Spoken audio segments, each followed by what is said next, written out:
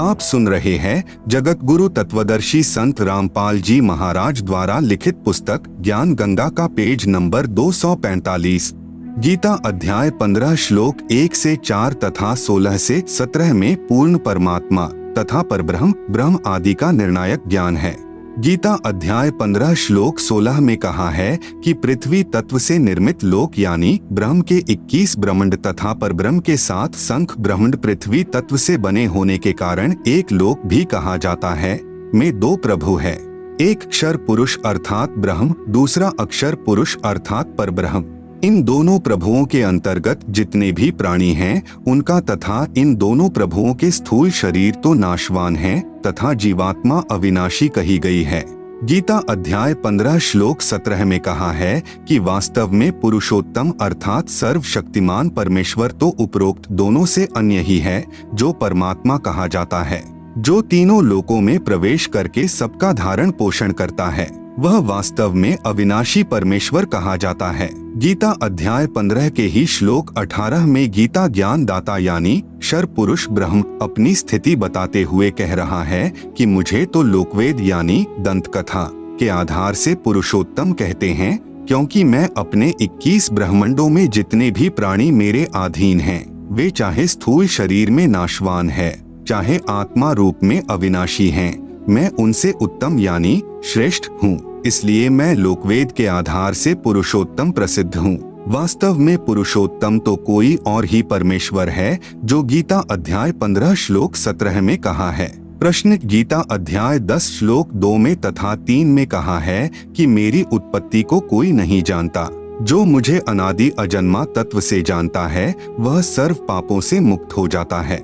इससे स्पष्ट है कि ब्रह्म का जन्म नहीं है तथा सर्व पाप नष्ट कर देता है। उत्तर गीता अध्याय 10 श्लोक 2 को पुनर्पढ़े, जिसमें कहा है कि मेरी उत्पत्ति को न देवता यानी ब्रह्मा विष्णु तथा शिव आदि तथा न महर्षि जानते हैं, क्योंकि वे सर्व मुझसे उत्पन्न हुए हैं। इस श्लोक से स्वतः सिद्ध है कि गीता ज्ञान दाता प्रभु की उत्पत्ति अर्थात जन्म तो हुआ है, परंतु काल यानी ब्रह्म से उत्पन्न देवता तथा ऋषिजन नहीं जानते, क्योंकि वे काल से उत्पन्न हुए हैं।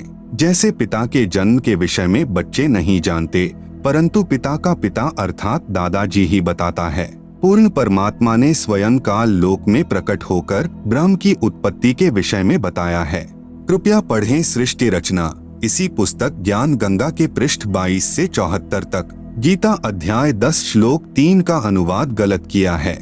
जैसे गीता अध्याय 2 श्लोक 12 तथा अध्याय 4 श्लोक 5 में अपने आप को नाशवान तथा जन्म मृत्यु को बार बार प्राप्त होने वाला कहा है, तथा अध्याय 2 श्लोक 17 तथा अध्याय 8 श्लोक 3, 8 से 10 तथा 20 व अध्याय 15 श्लोक 4, 16, 17 में किसी अन्य अविनाशी अनादि परमात्मा के विषय में कहा है। इसलिए गीता अध्याय 10 श्लोक 3 में कहा है कि जो मनुष्यों में विद्वान अर्थात तत्वदर्शी संत मुझे तथा उस अनादि वास्तव में जन्म रहित सर्व लोकों के महेश्वर अर्थात परमेश्वर को तत्व से जानता है, वह तत्वदर्शी संत सत ज्ञान उच्चारण करता है, जिससे सत साधना करके पाप से मुक्त हो जाता है। आप सुन रहे हैं जगत गुरु तत्वदर्शी संत रामपाल जी महाराज द्वारा लिखित पुस्तक ज्ञान गंगा का पेज नंबर 246। इसी का प्रमाण गीता अध्याय 4 श्लोक 34 में भी है। कृपया पढ़े गीता अध्याय 10 श्लोक 3 का यथार्थ अनुवाद। अध्याय 10 का श्लोक 2। न मे विदुः सुरगणाः प्रभवं न महर्षयः अहम आद्यः हि देवानां महर्षिणां च सर्वशः। अनुवाद मैं यानी मेरी, प्रभवम यानी उत्पत्ति को, न यानी न सुरगणाः यानी देवता लोग जानते हैं, और न यानी न महर्षयः यानी महर्षिजन ही, विदुः यानी जानते हैं, ही यानी क्योंकि, अहम यानी मैं, सर्वशः यानी सब प्रकार से, देवानाम यानी देवताओं का, च यानी और, महर्षिनाम यानी महर्षियों का भी, आद्यः यानी आदि अर्थात उत्पत्ति का कारण हूँ। अध्याय 10 का श्लोक 3। यह माम अजम अनादिम च वेत्ति लोक महेश्वरम असम्मूढ़ सह मत रेषु सर्वपापैः प्रमुच्यते।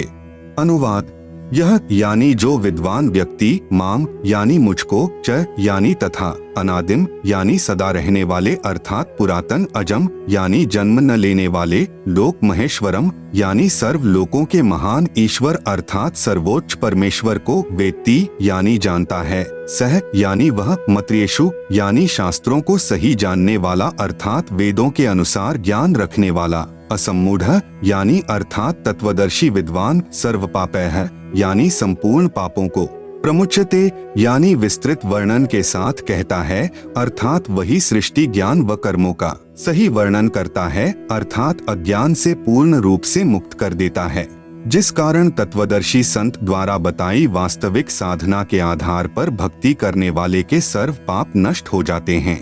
गीता ज्ञान दाता ब्रह्म यानी काल की उत्पत्ति का संकेत। अध्याय 10 के श्लोक 2 में कहा है कि अर्जुन मेरी उत्पत्ति यानी जन्म को न तो देवता जानते हैं न ही महर्षि जन जानते हैं, क्योंकि यह सब मेरे से पैदा हुए हैं। इससे स्वसिद्ध है कि ब्रह्म यानी काल की उत्पत्ति तो हुई है, परंतु देवता व ऋषि नहीं जानते। जैसे पिताजी की उत्पत्ति को बच्चे नहीं बता सकते, परंतु दादाजी जानता है। इसी प्रकार 21 ब्रह्मांड में सर्व देव ऋषि आदि ज्योति निरंजन ब्रह्म अर्थात काल तथा प्रकृति यानी दुर्गा के संयोग से उत्पन्न हुए हैं। इसलिए कह रहा है कि मेरी उत्पत्ति को 21 ब्रह्मांडों में कोई नहीं जानता, क्योंकि सर्व की उत्पत्ति मेरे से हुई है। केवल पूर्ण ब्रह्म ही काल यानी ब्रह्म की उत्पत्ति बता सकता है, क्योंकि ब्रह्म यानी काल की उत्पत्ति परम अक्षर ब्रह्म यानी पूर्ण ब्रह्म से हुई है, जिसका गीता जी के अध्याय 3 के श्लोक 14-15 में ब्रह्म की उत्पत्ति का प्रत्यक्ष प्रमाण है। अध्याय 10 के श्लोक 3 जो तत्वदर्शी अर्थात विद्वान व्यक्ति मुझे तथा कभी न जन्म लेने वाले सर्व लोकों के महेश्वर अर्थात अविनाशी परमात्मा को जानता है, वह चारों वेदों ऋग्वेद, सामवेद, यजुर्वेद तथा अथर्ववेद को जानता है, वह तत्वदर्शी संत है। आप सुन रहे हैं जगत गुरु तत्वदर्शी संत रामपाल जी महाराज द्वारा लिखित पुस्तक ज्ञान गंगा का पेज नंबर 247। उसके द्वारा बताए भक्ति मार्ग से साधना करने से सर्व पाप नष्ट हो जाते हैं। गीता जी के अध्याय 15 के श्लोक 16, 17, 18 में वर्णन है कि पूर्ण परमात्मा अविनाशी तो अन्य ही है, जो तीनों लोकों में प्रवेश करके सबका धारण पोषण करता है। मुझ यानी काल को तो केवल इसलिए पुरुषोत्तम कहते हैं क्योंकि मैं 21 ब्रह्मांडों में मेरे अधीन स्थूल शरीर में नाशवान प्राणियों तथा अविनाशी जीवात्मा से उत्तम हूँ। इसलिए मुझे लोक वेद अर्थात दंत कथाओं के आधार से पुरुषोत्तम कहा है, परंतु वास्तव में मैं अविनाशी या पालन करता नहीं हूँ। गीता जी के अध्याय नंबर 3 के श्लोक 14-15 में कहा है कि सर्वजीव अन्न से उत्पन्न होते हैं, अन्न वर्षा से होता है, वर्षा यज्ञ से होती है, यज्ञ शुभ कर्मों से, कर्म ब्रह्म से उत्पन्न हुए, ब्रह्म अविनाशी परमात्मा से उत्पन्न हुआ। वही अविनाशी सर्वव्यापक परमात्मा ही यज्ञों में प्रतिष्ठित है, यज्ञों में पूज्य है, वही यज्ञों का फल भी देता है, अर्थात वास्तव में अधियज्ञ भी वही है। फिर गीता जी के अध्याय 10 के श्लोक नंबर 2 में कहा है कि मेरी उत्पत्ति यानी प्रभवम को कोई नहीं जानता है। इससे सिद्ध है कि काल यानी ब्रह्म भी उत्पन्न हुआ है, इसलिए यह कहीं पर आकार में भी है। नहीं तो कृष्ण जी तो अर्जुन के सामने ही खड़े थे, वे तो कह ही नहीं सकते कि मैं अनादि अजम यानी अजन्मा हूँ। यह सर्वकाल यानी अदृश्य ब्रह्म ही श्री कृष्ण जी के शरीर में जीवस्थ रूप यानी प्रेतवत प्रवेश करके से बोलकर अपनी प्रतिष्ठा यानी स्थिति की सही जानकारी गीता रूप में दे गया। उपरोक्त विवरण से गीता जी में सिद्ध हुआ कि ब्रह्म की उत्पत्ति पूर्ण ब्रह्म से हुई है। यही प्रमाण अथर्ववेद कांड 4 अनुवाक 1 मंत्र 3 में भी है। कृपया निम्न पढ़े। कांड नंबर 4 अनुवाक नंबर 1 मंत्र नंबर 3। प्रयोजगे विद्वानस्य बंधुर्विश्वा देवानाम जनिमा विवक्ति ब्रह्म ब्रह्मण उज्जभार मध्यान्नी चैरुच्चैः स्वधा अभिप्रतस्थ यह जगे विद्वानस्य बंधुः विश्वा देवानाम जनिमा विवक्ति ब्रह्म ब्रह्मण उज्जभार मध्यात् निचैः उच्चैः स्वधा अभियः प्रतस्थ। अनुवाद। प्र यानी सर्वप्रथम, देवानाम यानी देवताओं व ब्रह्मांडों की, जगे यानी उत्पत्ति के ज्ञान को, विद्वानस्य यानी जिज्ञासु भक्त का, यह यानी जो, बंधुः यानी वास्तविक साथी अर्थात पूर्ण परमात्मा ही अपने निज सेवक को जनिमा यानी सर्व की उत्पत्ति करता अपने द्वारा सृजन किए हुए को विभक्ति यानी स्वयं ही ठीक ठीक विस्तार पूर्वक बताता है कि ब्रह्मणः यानी पूर्ण परमात्मा ने मध्यात् यानी अपने मध्य से अर्थात शब्द शक्ति से ब्रह्म यानी ब्रह्मक्षर पुरुष अर्थात काल को उज्जभार यानी उत्पन्न करके विश्वा यानी सारे संसार को अर्थात सर्व लोकों को उच्चैः यानी ऊपर सतलोक आदि नीचैः यानी नीचे पर ब्रह्म व ब्रह्म के सर्व ब्रह्मंडक स्वधा यानी अपनी धारण करने वाली अभियः यानी आकर्षण शक्ति से प्रतस्थौ यानी दोनों को अच्छी प्रकार स्थित किया। आप सुन रहे हैं जगत गुरु तत्वदर्शी संत रामपाल जी महाराज द्वारा लिखित पुस्तक ज्ञान गंगा का पेज नंबर 248। भावार्थ पूर्ण परमात्मा अपने द्वारा रची सृष्टि का ज्ञान तथा सर्व आत्माओं की उत्पत्ति का ज्ञान अपने निजी दास को स्वयं ही सही बताता है कि पूर्ण परमात्मा ने अपने मध्य अर्थात अपने शरीर से अपनी शब्द शक्ति के द्वारा ब्रह्म यानी शर पुरुष काल की उत्पत्ति की तथा सर्व ब्रह्मांडों को ऊपर सतलोक अलखलोक अगमलोक अनामी लोक आदि तथा नीचे पर ब्रह्म के साथ संख ब्रह्मांड तथा ब्रह्म के 21 ब्रह्मांडों को अपनी धारण करने वाली आकर्षण शक्ति से ठहराया हुआ है। जैसे पूर्ण परमात्मा कबीर परमेश्वर यानी कबीरदेव ने अपने निजी सेवक अर्थात सखा श्री धर्मदास जी आदरणीय गरीबदास जी आदि को अपने द्वारा रची सृष्टि का ज्ञान स्वयं ही बताया। उपरोक्त वेद मंत्र भी यही समर्थन कर रहा है। कांड नंबर 4 अनुवाक नंबर 1 मंत्र 7 यो थर्वाणम पितरम देव बंधुम बृहस्पतिम नमसाव च गच्छात त्वं विश्वेशाम जनिता यथा स कबीरदेवो न दभायत स्वधावान। यह थर्वाणम पितरम देव बंधुम बृहस्पतिम नमसा अव च गच्छात त्वं विश्वेशाम जनिता यथा स कबीरदेवः न दभायत स्वधावान। अनुवाद यह यानी जो अथर्वाणम यानी अचल अर्थात अविनाशी पितरम यानी जगत पिता देव बंधुम यानी भक्तों का वास्तविक साथी अर्थात आत्मा का आधार बृहस्पतिम यानी जगत गुरु च यानी तथा नमसा यानी विनम्र पुजारी अर्थात विधिवत साधक को अव यानी सुरक्षा के साथ गच्छात यानी सतलोक गए हुओं को सतलोक ले जाने वाला विश्वेशाम यानी सर्व ब्रह्मांडों की जनिता यानी रचना करने वाला जगदम्बा अर्थात माता वाले गुणों से भी युक्त न दभायत यानी काल की तरह धोखा न देने वाले स्वधावान यानी स्वभाव अर्थात गुणों वाला यथा यानी ज्यों का त्यों अर्थात वैसा ही सह यानी वह त्वम यानी आप कबीरदेवः कबीर देवः यानी कबीरदेव है अर्थात भाषा भिन्न इसे कबीर परमेश्वर भी कहते हैं। भावार्थ इस मंत्र में यह भी स्पष्ट कर दिया कि उस परमेश्वर का नाम कबीरदेव अर्थात कबीर परमेश्वर है जिसने सर्व रचना की है। जो परमेश्वर अचल अर्थात वास्तव में अविनाशी गीता अध्याय 15 श्लोक 16-17 में भी प्रमाण है। जगत गुरु आत्माधार जो पूर्ण मुक्त होकर सतलोक गए हैं उनको सतलोक ले जाने वाला सर्व ब्रह्मांडों का रचनहार काल यानी ब्रह्म की तरह धोखा न देने वाला ज्यों का त्यों वह स्वयं कबीरदेव अर्थात कबीर प्रभु है। यही परमेश्वर सर्व ब्रह्मांडों व प्राणियों को अपनी शब्द शक्ति से उत्पन्न करने के कारण जनिता यानी माता भी कहलाता है तथा पितरम यानी पिता तथा बंधु यानी भाई भी वास्तव में यही है तथा देव यानी परमेश्वर भी यही है। इसलिए इसी कबीरदेव यानी कबीर परमेश्वर की स्तुति किया करते हैं। त्वमेव माता च पिता त्वमेव बंधु च सखा त्वमेव सर्वम मम देव। इसी परमेश्वर की महिमा का पवित्र ऋग्वेद मंडल नंबर 1 सूक्त नंबर 24 में विस्तृत विवरण है। प्रश्न वेदों में कबीर अर्थात कबीर नाम का विवरण कैसे आया? वेद तो सृष्टि के प्रारंभ में प्राप्त हुए थे। कबीरदेव यानी कबीर परमेश्वर तो सन 1398 में उत्पन्न हुए हैं। आप सुन रहे हैं जगत गुरु तत्वदर्शी संत रामपाल जी महाराज द्वारा लिखित पुस्तक ज्ञान गंगा का पेज नंबर 249। उत्तर पूर्ण परमात्मा का वास्तविक नाम कबीरदेव है तथा उपमात्मक नाम सत्पुरुष परम अक्षर ब्रह्म पूर्ण ब्रह्म आदि हैं। जैसे देश के प्रधानमंत्री जी का शरीर का नाम कुछ और होता है तथा प्रधानमंत्री प्राइम मिनिस्टर आदि पद के नाम हैं। यही पूर्ण परमात्मा कबीरदेव नामांतरण करके चारों युगों में आए हैं तथा सृष्टि व वेदों की रचना से पूर्व भी अनामी यानी अनामय लोक में मानव सदृश शरीर में कबीरदेव नाम से विद्यमान थे। वहीं कबीरदेव फिर सतलोक की रचना करके सतलोक में विराजमान हो गए। तत्पश्चात परब्रह्म तथा ब्रह्म के सर्व लोकों व वेदों की रचना की, इसलिए वेदों में कबीरदेव का विवरण है। कबीर साहेब द्वारा विभीषण तथा मंदोदरी को शरण में लेना। परमेश्वर मुनिंद्र अनल अर्थात नल तथा अनिल अर्थात नील को शरण में लेने के उपरांत श्रीलंका में गए।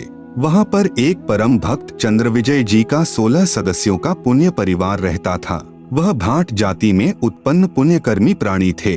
परमेश्वर मुनिंद्र यानी कबीरदेव जी का उपदेश सुनकर पूरे परिवार ने नाम दान प्राप्त किया। परम भक्त चंद्रविजय जी की पत्नी भक्तमती कर्मवती लंका के राजा रावण की रानी मंदोदरी के पास नौकरी यानी सेवा करती थी। रानी मंदोदरी को हंसी मजाक अच्छे मंदे चुटकुले सुनाकर उसका मनोरंजन कराया करती थी।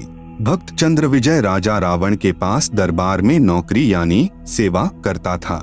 राजा की बड़ाई के गाने सुनाकर प्रसन्न करता था। भक्त चंद्रविजय की पत्नी भक्तमती कर्मवती परमेश्वर से उपदेश प्राप्त करने के उपरांत रानी मंदोदरी को प्रभु चर्चा जो सृष्टि रचना अपने सतगुरुदेव मुनिंद्र जी से सुनी थी प्रतिदिन सुनाने लगी। भक्तमती मंदोदरी रानी को अति आनंद आने लगा। कई घंटों तक प्रभु की सतकथा को भक्तमती कर्मवती सुनाती रहती तथा मंदोदरी की आंखों से आंसू बहते रहते। एक दिन रानी मंदोदरी ने कर्मवती से पूछा, आपने यह ज्ञान किससे सुना? आप तो बहुत अनाप शनाप बातें किया करती थी। इतना बदलाव परमात्मा तुल्य संत बिना नहीं हो सकता। तब कर्मवती ने बताया कि हमने एक परम संत से अभी उपदेश लिया है। रानी मंदोदरी ने संत के दर्शन की अभिलाषा व्यक्त करते हुए कहा, आपके गुरु अब की बार आए तो उन्हें हमारे घर बुला कर लाना। अपनी मालकिन का आदेश प्राप्त करके शीश झुकाकर सत्कार पूर्वक कहा कि जो आपकी आज्ञा, आपकी नौकरानी वही करेगी। मेरी एक विनती है, कहते हैं कि संत को आदेश पूर्वक नहीं बुलाना चाहिए, स्वयं जाकर दर्शन करना श्रेयकर होता है और जैसे आपकी आज्ञा वैसा ही होगा। महारानी मंदोदरी ने कहा कि अब के आपके गुरुदेव जी आए तो मुझे बताना, मैं स्वयं दर्शन करूंगी। परमेश्वर ने फिर श्रीलंका में कृपा की। मंदोदरी रानी ने उपदेश प्राप्त किया। कुछ समय उपरांत अपने प्रिय देवर श्री भक्त विभीषण जी को उपदेश दिलाया। आप सुन रहे हैं जगत गुरु तत्वदर्शी संत रामपाल जी महाराज द्वारा लिखित पुस्तक ज्ञान गंगा का पेज नंबर 250। भक्तमती मंदोदरी उपदेश प्राप्त करके अहर्निश प्रभु स्मरण में लीन रहने लगी। अपने पति रावण को भी सतगुरु मुनिंद्र जी से उपदेश प्राप्त करने की कई बार प्रार्थना की, परंतु रावण नहीं माना तथा कहा करता था कि मैंने परम शक्ति महेश्वर मृत्युंजय शिव जी की भक्ति की है, इसके तुल्य कोई शक्ति नहीं है, आपको किसी ने बहका लिया है। कुछ ही समय उपरांत वनवास प्राप्त श्री सीता जी का अपहरण करके रावण ने अपने 9 लखा बाग में कैद कर लिया। भक्तमती मंदोदरी के बार बार प्रार्थना करने से भी रावण ने माता सीता जी को वापस छोड़कर आना स्वीकार नहीं किया। तब भक्तमती मंदोदरी जी ने अपने गुरुदेव मुनिंद्र जी से कहा, महाराज जी, मेरे पति ने किसी की औरत का अपहरण कर लिया है, मुझसे सहन नहीं हो रहा है, वह उसे वापस छोड़कर आना किसी कीमत पर भी स्वीकार नहीं कर रहा है, आप दया करो मेरे प्रभु, आज तक जीवन में मैंने ऐसा दुख नहीं देखा था। परमेश्वर मुनिंद्र जी ने कहा कि बेटी मंदोदरी, यह औरत कोई आम स्त्री नहीं है, श्री विष्णु जी को श्रापवश पृथ्वी पर आना पड़ा है। वे श्री राजा दशरथ के पुत्र रामचंद्र अयोध्यावासी हैं। इनको 14 वर्ष का वनवास प्राप्त है तथा लक्ष्मी जी स्वयं सीता रूप बनाकर इनकी पत्नी रूप में वनवास में थी। उसे रावण एक साधु वेश बनाकर धोखा देकर उठा लाया है। यह स्वयं लक्ष्मी ही सीता जी है। इसे शीघ्र वापस करके क्षमा याचना करके अपने जीवन की भिक्षा याचना रावण करें तो इसी में इसका शुभ है। भक्तमती मंदोदरी के अनेकों बार प्रार्थना करने से रावण नहीं माना तथा कहा कि वे 2 मस्करे जंगल में घूमने वाले मेरा क्या बिगाड़ सकते हैं। मेरे पास अनगिनत सेना है, मेरे 1 लाख पुत्र तथा 1.25 लाख नाती हैं। मेरे पुत्र मेघनाद ने स्वर्गराज इंद्र को पराजित कर उसकी पुत्री से विवाह कर रखा है। 33 करोड़ देवताओं को हमने कैद कर रखा है। तू मुझे उन 2 बेसहारा फिर रहे बनवासियों को भगवान बताकर डराना चाहती है। इस स्त्री को वापस नहीं करूंगा। मंदोदरी ने भक्ति मार्ग का ज्ञान जो अपने पूज्य गुरुदेव से सुना था रावण को बहुत समझाया। विभीषण ने भी अपने बड़े भाई को समझाया। रावण ने अपने भाई विभीषण को पीटा तथा कहा कि तू ज्यादा श्री रामचंद्र का पक्षपात कर रहा है, उसी के पास चला जा। एक दिन भक्त मती मंदोदरी ने अपने पूज्य गुरुदेव से प्रार्थना की कि हे गुरुदेव, मेरा सुहाग उजड़ रहा है, एक बार आप भी मेरे पति को समझा दो। यदि वह आपकी बात को नहीं मानेगा तो मुझे विधवा होने का दुख नहीं होगा। अपनी बेटी मंदोदरी की प्रार्थना स्वीकार करके राजा रावण के दरबार के समक्ष खड़े होकर द्वारपालों से राजा रावण से मिलने की प्रार्थना की। द्वारपालों ने कहा, ऋषि जी, इस समय हमारे राजा जी अपना दरबार लगाए हुए हैं। इस समय अंदर का संदेश बाहर आ सकता है, बाहर का संदेश अंदर नहीं जा सकता। हम विवश हैं। तब पूर्ण प्रभु अंतर्ध्यान हुए तथा राजा रावण के दरबार में प्रकट हो गए। आप सुन रहे हैं जगत गुरु तत्वदर्शी संत रामपाल जी महाराज द्वारा लिखित पुस्तक ज्ञान गंगा का पेज नंबर 251। रावण की दृष्टि ऋषि पर गई तो गरज कर पूछा कि इस ऋषि को मेरी आज्ञा बिना किसने अंदर आने दिया है, उसे लाकर मेरे सामने कत्ल कर दो। तब परमेश्वर ने कहा, राजन, आपके द्वारपालों ने स्पष्ट मना किया था, उन्हें पता नहीं कि मैं कैसे अंदर आ गया। रावण ने पूछा कि तू अंदर कैसे आया? तब पूर्ण प्रभु मुनिंद्र वेश में अदृश्य होकर पुनर्प्रकट हो गए तथा कहा कि मैं ऐसे आ गया। रावण ने पूछा कि आने का कारण बताओ। तब प्रभु ने कहा कि आप योद्धा होकर एक अबला का अपहरण कर लाए हो। यह आपकी शान व शूरवीरता के विपरीत है। यह कोई आम औरत नहीं है, यह स्वयं लक्ष्मी जी अवतार है। श्री रामचंद्र जी जो इसके पति हैं, वे स्वयं विष्णु हैं। इसे वापस करके अपने जीवन की भिक्षा मांगो, इसी में आपका श्रेय है। इतना सुनकर तमोगुण यानी भगवान शिव का उपासक रावण क्रोधित होकर नंगी तलवार लेकर सिंहासन से दहाड़ता हुआ कूदा तथा उस नादान प्राणी ने तलवार के अंधाधुंध 70 वार ऋषि जी को मारने के लिए किए। परमेश्वर मुनिंद्र जी ने एक झाड़ू की सींग हाथ में पकड़ी हुई थी, उसको ढाल की तरह आगे कर दिया। रावण के 70 वार उस नाजुक सींग पर लगे। ऐसे आवाज हुई जैसे लोहे के खंबे यानी पीलर पर तलवार लग रही हो। सींग टस से मस नहीं हुई। रावण को पसीने आ गए, फिर भी अपने अहंकारवश नहीं माना। यह तो जान लिया कि यह कोई आम ऋषि नहीं है। कहा कि मैंने आपकी एक भी बात नहीं सुननी, आप जा सकते हैं। परमेश्वर अंतर्ध्यान हो गए तथा मंदोदरी को सर्व वृतांत सुनाकर प्रस्थान किया। रानी मंदोदरी ने कहा, गुरुदेव, अब मुझे विधवा होने में कोई कष्ट नहीं होगा। श्री रामचंद्र व रावण का युद्ध हुआ, रावण का वध हुआ। जिस लंका के राज्य को रावण ने तमोगुण भगवान शिव की कठिन साधना करके 10 बार शीश न्यौछावर करके प्राप्त किया था, वह क्षणिक सुख भी रावण का चला गया तथा नरक का भागी हुआ। इसके विपरीत पूर्ण परमात्मा के सतनाम साधक विभीषण को बिना कठिन साधना किए पूर्ण प्रभु की कृपा से लंका देश का राज्य भी प्राप्त हुआ। हजारों वर्षों तक विभीषण ने लंका का राज्य का सुख भोगा तथा प्रभु कृपा से राज्य में पूर्ण शांति रही। सभी राक्षस वृत्ति के व्यक्ति विनाश को प्राप्त हो चुके थे। भक्त मती मंदोदरी तथा भक्त विभीषण तथा परम भक्त चंद्रविजय जी के परिवार के पूरे 16 सदस्य तथा अन्य जिन्होंने पूर्ण परमेश्वर का उपदेश प्राप्त करके आजीवन मर्यादावत सतभक्ति की, वे सर्व साधक यहाँ पृथ्वी पर भी सुखी रहे तथा अंत समय में परमेश्वर के विमान में बैठकर सतलोक यानी शाश्वतम स्थानम में चले गए। इसीलिए पवित्र गीता अध्याय 7 मंत्र 12 से 15 में कहा है कि तीनों गुणों यानी रजगुण ब्रह्मा जी, सतगुण विष्णु जी, तमगुण शिव जी की साधना से मिलने वाली क्षणिक सुविधाओं के द्वारा जिनका ज्ञान हरा जा चुका है, वे राक्षस स्वभाव वाले मनुष्यों में नीच दुष्कर्म करने वाले मूर्ख मुझ यानी काल ब्रह्म को भी नहीं भजते। आप सुन रहे हैं जगत गुरु तत्वदर्शी संत रामपाल जी महाराज द्वारा लिखित पुस्तक ज्ञान गंगा का पेज नंबर 252। फिर गीता अध्याय 7 मंत्र 18 में गीता बोलने वाला यानी काल ब्रह्म प्रभु कह रहा है कि कोई एक उदार आत्मा मेरी यानी ब्रह्म की ही साधना करता है, क्योंकि उनको तत्वदर्शी संत नहीं मिला। वे भी नेक आत्माएं मेरी अनुत्तमाम यानी अति अश्रेष्ठ गतिम यानी मुक्ति की स्थिति में आश्रित रह गए।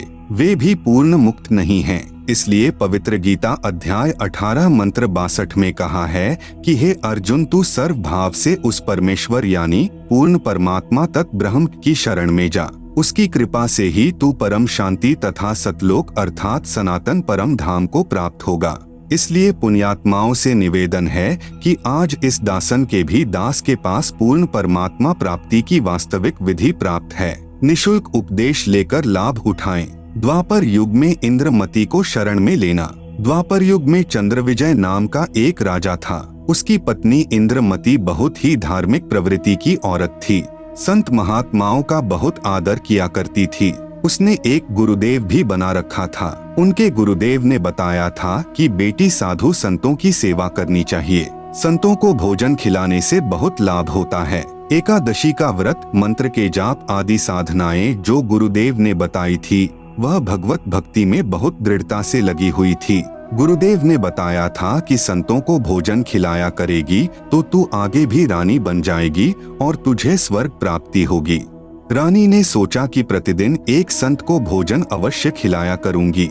उसने यह प्रतिज्ञा मन में ठान ली कि मैं खाना बाद में खाया करूंगी, पहले संत को खिलाया करूंगी। इससे मुझे याद बनी रहेगी, कहीं मुझे भूल न पड़ जाए। रानी प्रतिदिन पहले एक संत को भोजन खिलाती, फिर स्वयं खाती। वर्षों तक ये क्रम चलता रहा। एक समय हरिद्वार में कुंभ के मेले का संयोग हुआ।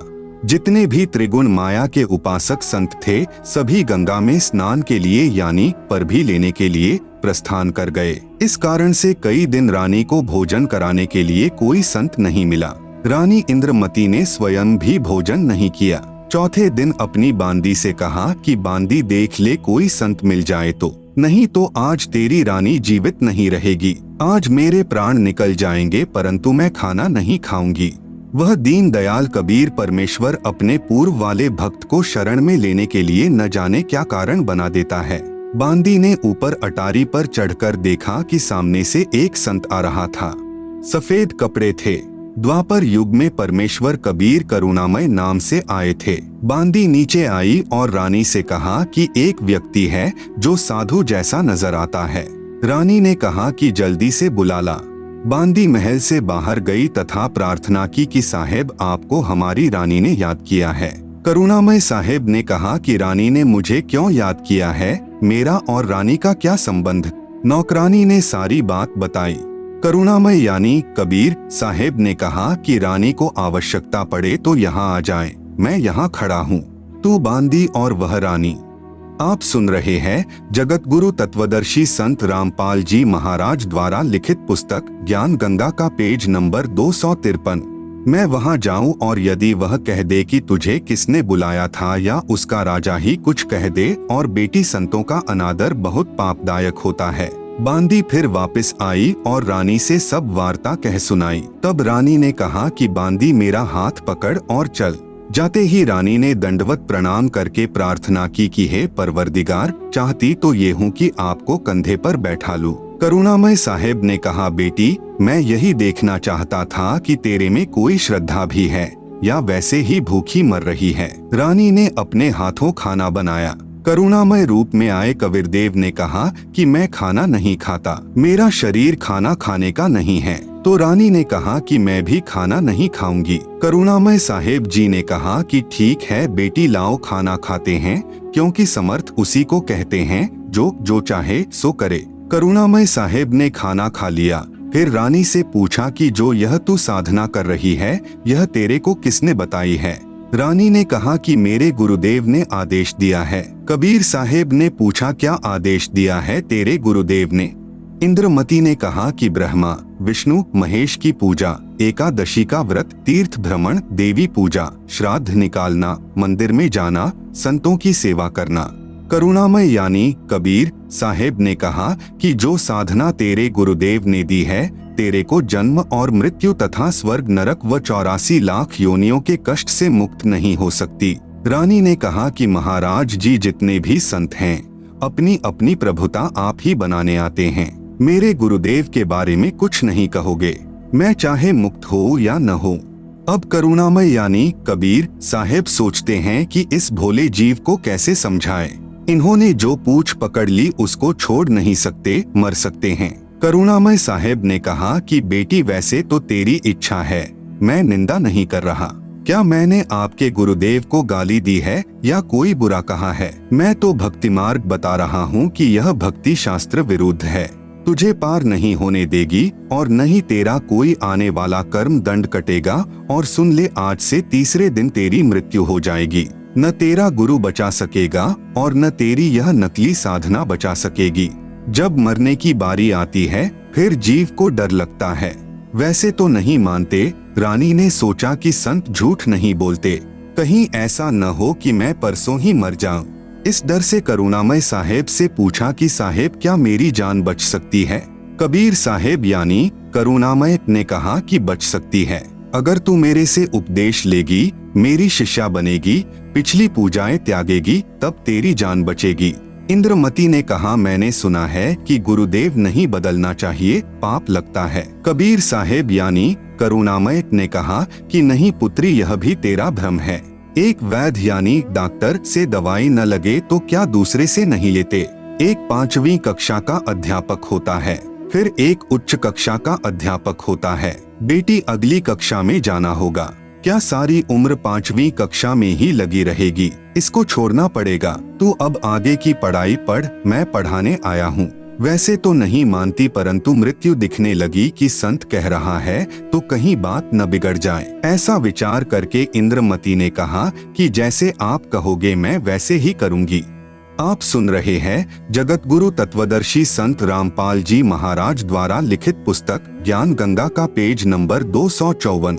करुणामय यानी कबीर साहेब ने उपदेश दिया, कहा कि तीसरे दिन मेरे रूप में काल आएगा, तू उससे बोलना मत। जो मैंने नाम दिया है 2 मिनट तक इसका जाप करना, 2 मिनट के बाद उसको देखना है, उसके बाद सत्कार करना है। वैसे तो गुरुदेव आए तो अति शीघ्र चरणों में गिर जाना चाहिए, ये मेरा केवल इस बार आदेश है। रानी ने कहा, ठीक है जी। अब रानी को तो चिंता बनी हुई थी, श्रद्धा से जाप कर रही थी। कबीर साहेब यानी करुणामय साहेब का रूप बनाकर गुरुदेव रूप में काल आया। आवाज लगाई, इंद्रमती इंद्रमती। अब उसको तो पहले ही डर था, स्मरण करती रही थी, काल की तरफ नहीं देखा। 2 मिनट के बाद जब देखा तो काल का स्वरूप बदल गया। काल का ज्यों का त्यों चेहरा दिखाई देने लगा, करुणामय साहेब का स्वरूप नहीं रहा। जब काल ने देखा कि तेरा तो स्वरूप बदल गया, वह जान गया कि इसके पास कोई शक्ति युक्त मंत्र है। यह कहकर चला गया कि तुझे फिर देखूंगा, अब तो बच गई। रानी बहुत खुश हुई, फूली नहीं समाई। कभी अपनी बांदियों को कहने लगी कि मेरी मृत्यु होनी थी, मेरे गुरुदेव ने मुझे बचा दिया। राजा के पास गई तथा कहा कि आज मेरी मृत्यु होनी थी, मेरे गुरुदेव ने रक्षा कर दी, मुझे लेने के लिए काल आया था। राजा ने कहा कि तू ऐसे ही ड्रामे करती रहती है, काल आता तो क्या तुझे छोड़ जाता? ये संत वैसे बहका देते हैं, अब इस बात को वह कैसे माने? खुशी खुशी में रानी लेट गई। कुछ देर के बाद सर्प बनकर काल फिर आया और रानी को डस लिया। जो ही सर्प ने डसा रानी को पता चल गया। रानी जोर से चिल्लाई, मुझे सांप ने डंस लिया। नौकर भागे। देखते ही देखते एक मोरी यानी पानी निकलने का छोटा छिद्र में से वह सर्प निकल गया। अपने गुरुदेव को पुकार कर रानी बेहोश हो गई। करुणामय यानी कबीर साहेब वहां प्रकट हो गए। लोगों को दिखाने के लिए मंत्र बोला। वे तो बिना मंत्र भी जीवित कर सकते हैं, किसी जंत्र मंत्र की आवश्यकता नहीं। इंद्रमती को जीवित कर दिया। रानी ने बड़ा शुक्र मनाया कि हे बंदी छोड़, यदि आज आपकी शरण में नहीं होती तो मेरी मृत्यु हो जाती। साहेब ने कहा कि इंद्रमती, इस काल को मैं तेरे घर में घुसने भी नहीं देता, तेरे पर यह हमला भी नहीं करता, परंतु तुझे विश्वास नहीं होता। तू यह सोचती कि मेरे ऊपर कोई आपत्ति नहीं आनी थी। गुरुजी ने मुझे बहकाकर नाम दे दिया, इसलिए तेरे को थोड़ा सा झटका दिखाया है, नहीं तो बेटी तेरे को विश्वास नहीं होता। धर्मदास यहाँ घना अंधेरा, बिन परिचय जीव जम का चेहरा। कबीर साहेब यानी करुणामय ने कहा कि अब जब मैं चाहूंगा तब तेरी मृत्यु होगी। गरीबदास जी कहते हैं कि गरीब काल डरे करतार से, जय जय जय जगदीश, जौरा जौरी झाड़ती पग रज डारे शीश। यह काल कबीर भगवान यानी कबीर परमेश्वर से डरता है और यह मौत कबीर साहेब के जूते झाड़ती है, अर्थात नौकर तुल्य है। फिर उस धूल को अपने सिर पर लगाती है कि आप जिसको मारने का आदेश दोगे उसके पास जाऊंगी, नहीं मैं नहीं जाऊंगी। आप सुन रहे हैं जगत गुरु तत्वदर्शी संत रामपाल जी महाराज द्वारा लिखित पुस्तक ज्ञान गंगा का पेज नंबर 255। गरीब काल जो पीसे पीसना, जौरा है पनिहार, ये दो असल मजूर हैं मेरे साहेब के दरबार। यह काल जो यहाँ का 21 ब्रह्मांड का भगवान यानी ब्रह्म है, जो ब्रह्मा विष्णु महेश का पिता है। ये तो मेरे कबीर साहेब का आटा पीसता है, अर्थात पक्का नौकर है, और जौरा यानी मौत मेरे कबीर साहेब का पानी भरती है, अर्थात एक विशेष नौकरानी है। यह दो असल मजूर मेरे साहेब के दरबार में हैं। कुछ दिनों के बाद साहेब फिर आए, रानी इंद्रमती को सतनाम प्रदान किया। फिर कुछ समय के उपरांत करुणामय साहेब ने रानी इंद्रमती की अति श्रद्धा देखकर सारनाम दिया, शब्द की उपलब्धि करवाई। जब साहेब जाते रहते थे तो इंद्रमती प्रार्थना किया करती थी कि मेरे पति राजा को समझाओ मालिक, यह भी मान जाए, आपके चरणों में आ जाए तो मेरा जीवन सफल हो जाए। चंद्रविजय से कबीर साहेब ने प्रार्थना की कि चंद्रविजय आप भी नाम लो, यह 2 दिन का राज और ठाठ है, फिर 84 लाख योनियों में प्राणी चला जाएगा। चंद्रविजय ने कहा कि भगवान मैं तो नाम लूं नहीं और आपकी शिष्या को मना करूं नहीं, चाहे सारे खजाने को ही दान करो, चाहे किसी प्रकार का सत्संग करवाओ, मैं मना नहीं करूंगा। कबीर साहेब यानी करुणामय ने पूछा आप नाम क्यों नहीं लोगे? चंद्रविजय राजा ने कहा कि मैंने तो बड़े बड़े राजाओं की पार्टियों में जाना पड़ता है।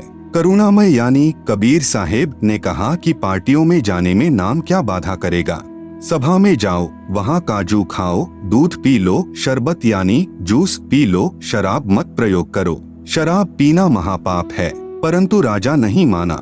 रानी की प्रार्थना पर करुणामय यानी कबीर साहेब ने राजा को फिर समझाया कि नाम के बिना ये जीवन ऐसे ही व्यर्थ हो जाएगा, आप नाम ले लो। राजा ने फिर कहा कि गुरुजी मुझे नाम के लिए मत कहना, आपकी शिष्या को मैं मना नहीं करूंगा, चाहे कितना दान करे, कितना सत्संग करवाए। साहेब ने कहा कि बेटी इस 2 दिन के सुख को देखकर इसकी बुद्धि भ्रष्ट हो चुकी है, तू प्रभु के चरणों में लगी रह, अपना आत्म कल्याण करवा। यहाँ कोई किसी का पति नहीं, कोई किसी की पत्नी नहीं, 2 दिन का संबंध है, अपना कर्म बना बेटी। जब इंद्रमती 80 वर्ष की बुढ़िया हो जाती है, कहाँ 40 साल की उम्र में मर जाना था। जब शरीर भी हिलने लगा तब करुणामय साहेब बोले अब बोल इंद्रमती क्या चाहती है? चलना चाहती है सतलोक? इंद्रमती ने कहा कि साहेब तैयार हूँ, बिल्कुल तैयार हूँ दाता। करुणामय साहेब ने कहा कि तेरी पोते या पोती में कोई ममता तो नहीं है? रानी ने कहा बिल्कुल नहीं साहेब, आपने ज्ञान ही ऐसा निर्मल दे दिया, इस गंदे लोक की क्या इच्छा करूं? कबीर साहेब यानी करुणामय जी ने कहा कि चल बेटी। रानी प्राण त्याग गई। साहेब कबीर यानी करुणामय रानी इंद्रमती की आत्मा को ऊपर ले गए। इसी ब्रह्मांड में एक मानसरोवर है। आप सुन रहे हैं जगत गुरु तत्वदर्शी संत रामपाल जी महाराज द्वारा लिखित पुस्तक ज्ञान गंगा का पेज नंबर 256। उस मानसरोवर पर जाकर इस आत्मा को स्नान कराना होता है। इस प्राणी को वहाँ साहेब कुछ समय तक रखते हैं। अब पूछते हैं कि अब फिर बता दे कि तेरी कुछ इच्छा हो तो दोबारा जन्म लेना पड़ेगा। यदि मन में इच्छा रह गई तो सतलोक नहीं जा सकती। इंद्रमती ने कहा साहेब आप तो अंतर्यामी हो, कोई इच्छा नहीं है, आपके चरणों की इच्छा है।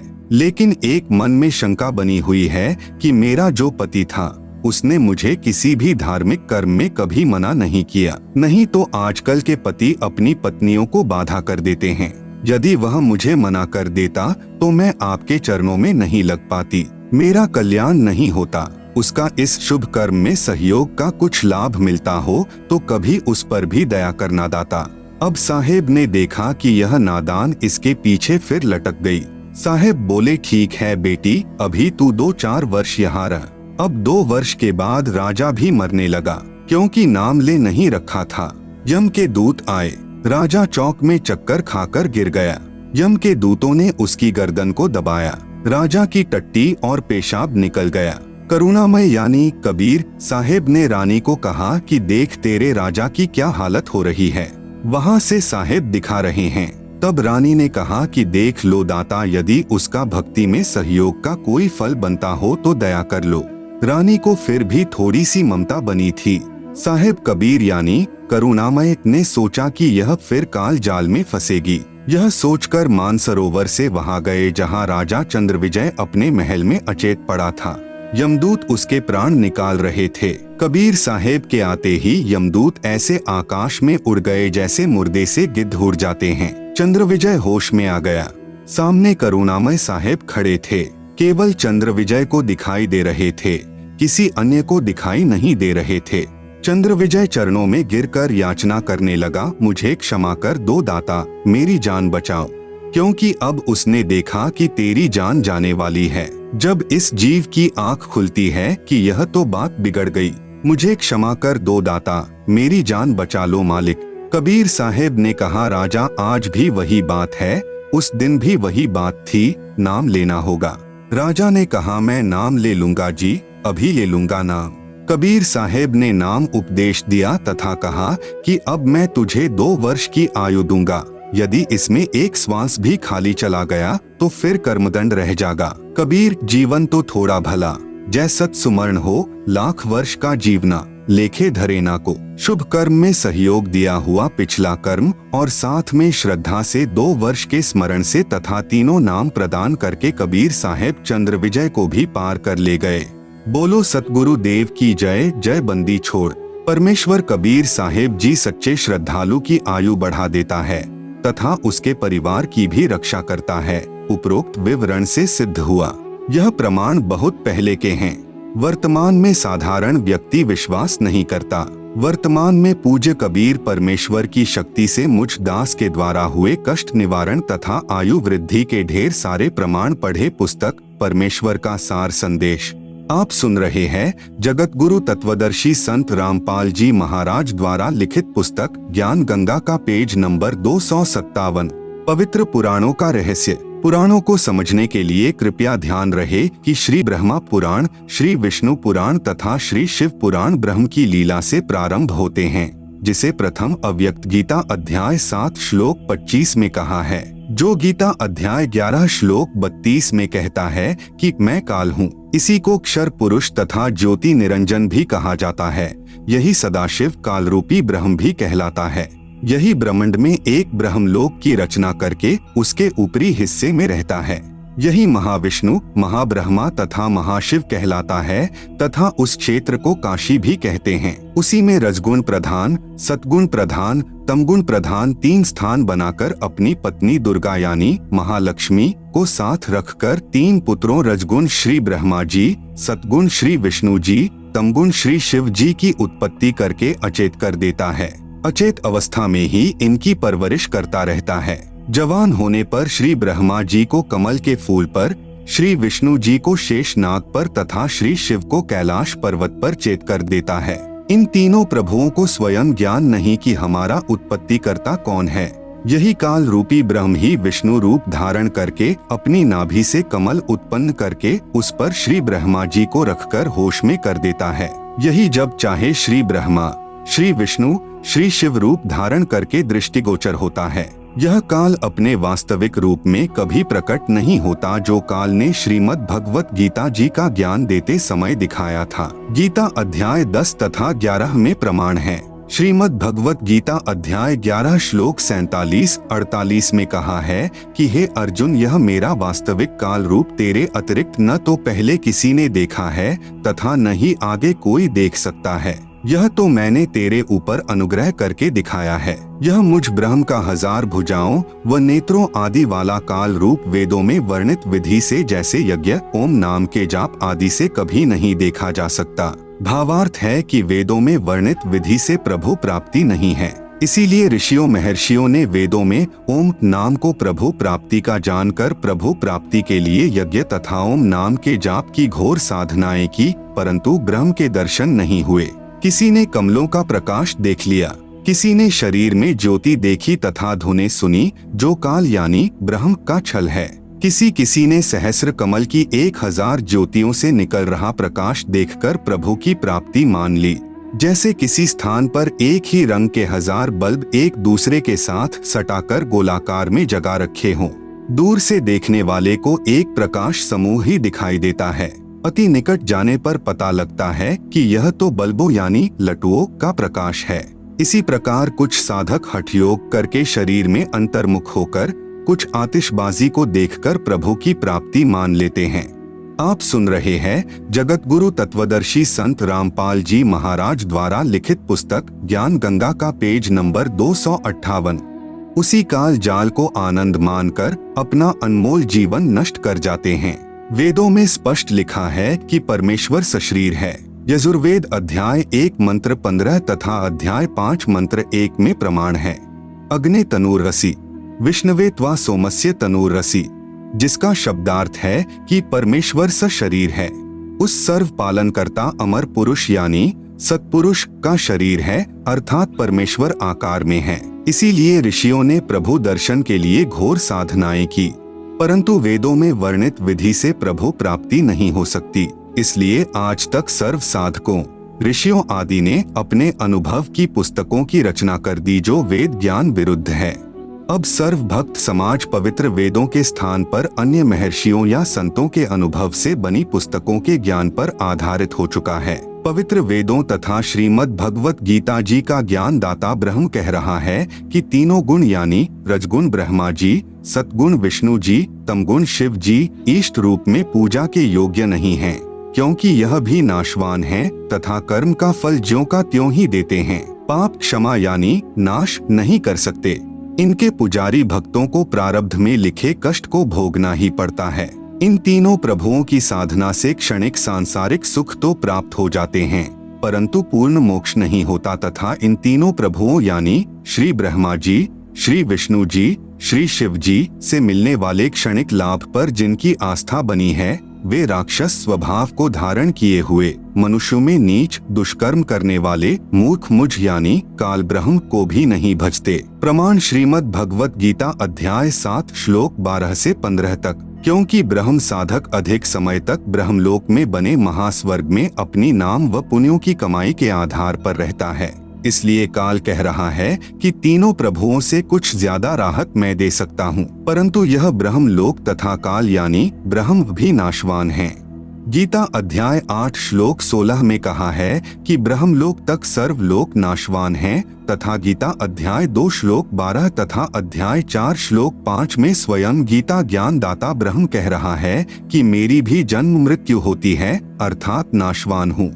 इसलिए पवित्र गीता अध्याय 7 श्लोक 18 में कहा है कि जो चौथे प्रकार के मेरे यानी ब्रह्म के साधक जो ज्ञानी हैं, वे वेदों के ज्ञान के आधार पर जान लेते हैं कि केवल एक पूर्ण परमात्मा ही इष्ट रूप में पूज्य है, वही पापनाशक पूर्ण मोक्षदायक है तथा मानव शरीर प्रभु प्राप्ति के लिए ही मिला है। उन्होंने वेदों का स्वयं ही निष्कर्ष निकाल लिया कि ओम यही एक मंत्र है जो प्रभु प्राप्ति का है। इसी ओम मंत्र के जाप से हजारों वर्ष साधना करके अपने शरीर को भी न्यौछावर कर दिया, परंतु प्रभु दर्शन नहीं हुए। अन्य उपलब्धियां हो गई, कुछ सिद्धियां प्राप्त हो गई तथा स्वर्ग महास्वर्ग आदि में उच्च पद प्राप्त हो गए। फिर भजन कमाई तथा पुण्यों की कमाई समाप्त होने पर पुनर्जन्म मृत्यु तथा 84 लाख प्राणियों के शरीरों में घोर कष्ट तथा नरक में पाप कर्म का फल भोग भी बना रहा। आप सुन रहे हैं जगत गुरु तत्वदर्शी संत रामपाल जी महाराज द्वारा लिखित पुस्तक ज्ञान गंगा का पेज नंबर 259। पवित्र यजुर्वेद अध्याय 40 मंत्र 10 तथा पवित्र गीता अध्याय 4 मंत्र 34 में उपरोक्त दोनों शास्त्रों का ज्ञान दाता ब्रह्म कह रहा है कि उस पूर्ण परमात्मा के विषय में मैं यानी काल रूपी ब्रह्म नहीं जानता। उस परमेश्वर के विषय में पूर्ण जानकारी अर्थात तत्व ज्ञान तथा उस परमेश्वर की प्राप्ति की विधि अर्थात पूर्ण मोक्ष मार्ग की जानकारी के लिए तत्वदर्शी संतों की खोज कर फिर वे जैसे साधना बताएं वैसे कर उसके पश्चात उस परमपद परमेश्वर की खोज करनी चाहिए, जिसमें गए हुए साधक फिर लौटकर संसार में नहीं आते, अर्थात पूर्ण मोक्ष प्राप्त करके सदा के लिए जन्म मृत्यु तथा 84 लाख योनियों के कष्ट तथा नरक की पीड़ा के कष्ट से मुक्त हो जाते हैं तथा पूर्ण शांति प्राप्त करके शाश्वतम स्थानम यानी अविनाशी लोक अर्थात सतलोक को प्राप्त हो जाते हैं। प्रमाण गीता अध्याय 15 श्लोक 1 से 4 तथा गीता अध्याय 18 श्लोक 62 तथा ऋग्वेद मंडल 1 सूक्त 24 मंत्र 1 से 2। तत्वदर्शी संत के न मिलने के कारण सर्व ऋषिजन वेदों अनुसार साधना करके भी महाकष्ट में ही रह जाते हैं। इसलिए गीता अध्याय 7 श्लोक 18 में कहा है कि जो ज्ञानी आत्मा हैं वे हैं तो उदार, क्योंकि प्रभु प्राप्ति के लिए तन मन धन से वेदों अनुसार साधना करते हैं, परंतु वे भी मुझ यानी काल ब्रह्म की अनुत्तमाम यानी अति घटिया गति अर्थात साधना से मिलने वाले लाभ पर ही आश्रित हैं, जिससे इनका पूर्ण मोक्ष नहीं हो सकता। जन्म मृत्यु तथा नाना प्राणियों के शरीर में तथा नरक में कर्माधार से कष्ट कभी समाप्त नहीं हो सकता। ज्योति निरंजन यानी काल रूपी ब्रह्म ने कसम खाई है कि मैं कभी भी किसी को किसी भी साधना से अपने वास्तविक काल रूप में दर्शन नहीं दूंगा।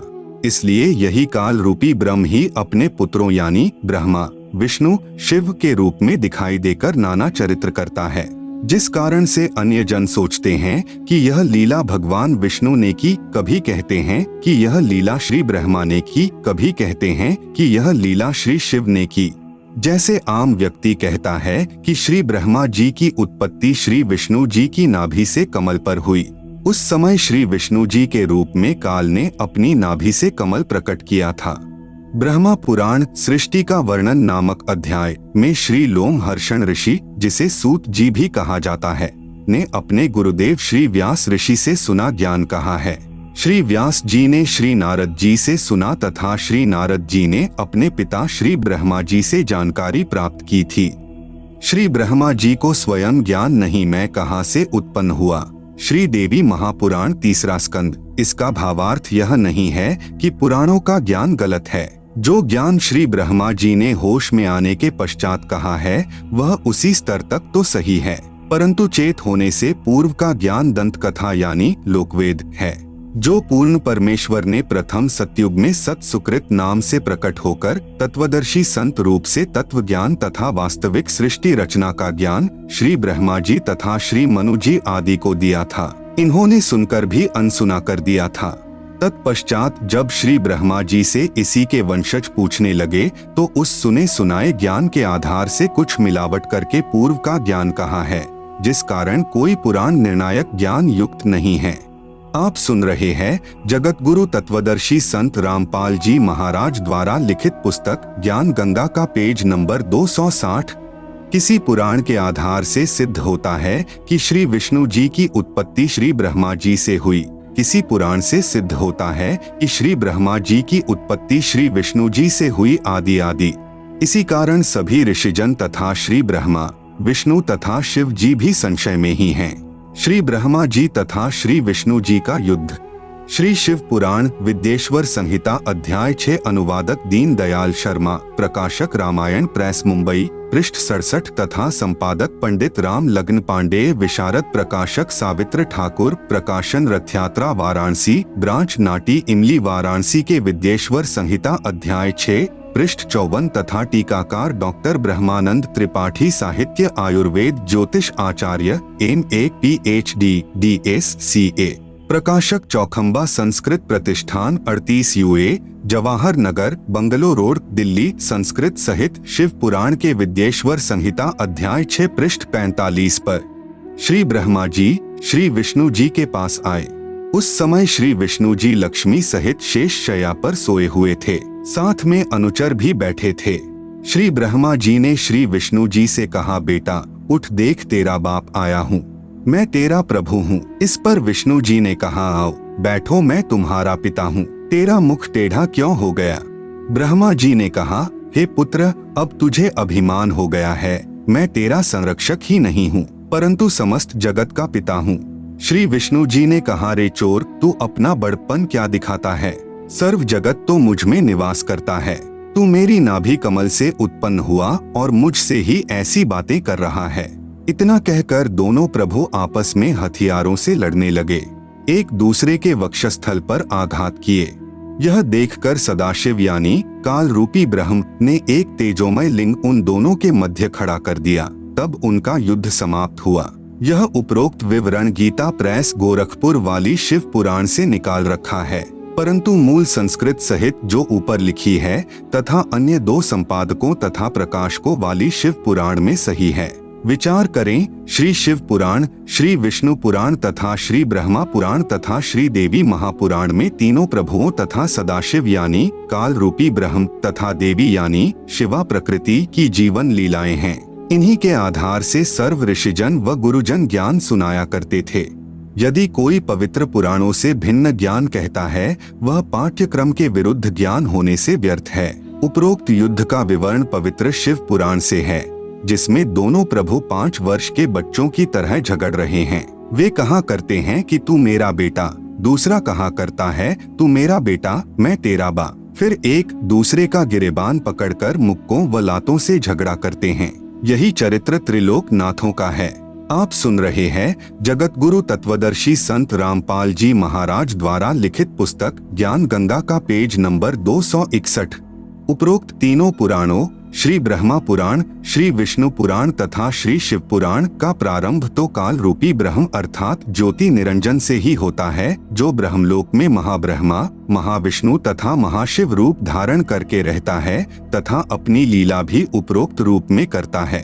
अपने वास्तविक काल रूप को छुपा कर रखता है तथा बाद में विवरण रजगुण ब्रह्मा जी, सतगुण विष्णु जी तथा तमगुण शिव जी की लीलाओं का है। उपरोक्त ज्ञान के आधार से पवित्र पुराणों को समझना अति आसान हो जाएगा।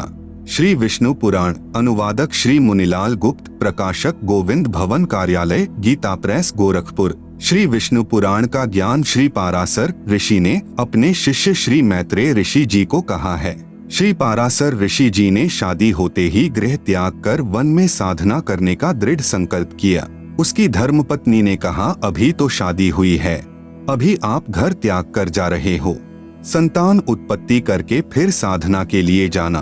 तब श्री पाराशर ऋषि ने कहा कि साधना करने के पश्चात संतान उत्पन्न करने से नेक संस्कार की संतान उत्पन्न होगी। मैं कुछ समय उपरांत आपके लिए अपनी शक्ति यानी वीर्य किसी पक्षी के द्वारा भेज दूंगा, आप उसे ग्रहण कर लेना। यह कहकर घर त्याग कर वानप्रस्थ हो गया। 1 वर्ष साधना के उपरांत अपना वीर्य निकालकर एक वृक्ष के पत्र में बंद करके अपनी मंत्र शक्ति से शुक्राणु रक्षा करके एक कौवे से कहा कि यह पत्र मेरी पत्नी को देकर आओ। कौवा उसे लेकर दरिया के ऊपर से उड़ा जा रहा था। उसकी चोंच से वह पत्र दरिया में गिर गया। उसे एक मछली ने खा लिया। कुछ महीनों उपरांत उस मछली को एक मल्हा ने पकड़कर काटा। उसमें से एक लड़की निकली। मल्हा ने लड़की का नाम सत्यवती रखा। वही लड़की मछली के उदर से उत्पन्न होने के कारण मछोदरी नाम से भी जानी जाती थी। नाविक ने सत्यवती को अपनी पुत्री रूप में पाला। कौवे ने वापस जाकर श्री पाराशर जी को सर्व वृतांत बताया। जब साधना समाप्त करके श्री पाराशर जी 16 वर्ष उपरांत वापस आ रहे थे, दरिया पार करने के लिए मलाह को पुकार कर कहा कि मुझे शीघ्र दरिया से पार कर, मेरी पत्नी मेरी प्रतीक्षा कर रही है। उस समय मलाह खाना खा रहा था तथा श्री पाराशर ऋषि के बीज से मछली से उत्पन्न 14 वर्षीय युवा कन्या अपने पिता का खाना लेकर वहीं पर उपस्थित थी। मलाह को ज्ञान था कि साधना तपस्या करके आने वाला ऋषि सिद्धि युक्त होता है, आज्ञा का शीघ्र पालन न करने के कारण श्राप दे देता है। मलाह ने कहा, ऋषिवर मैं खाना खा रहा हूँ, अधूरा खाना छोड़ना अन्नदेव का अपमान होता है, मुझे पाप लगेगा। परंतु श्री पाराशर जी ने एक नहीं सुनी। ऋषि को अति उतावला जानकर मल्लाह ने अपनी युवा पुत्री से ऋषि जी को पार छोड़ने को कहा। पिताजी का आदेश प्राप्त कर पुत्री नौका में ऋषि पाराशर जी को लेकर चल पड़ी।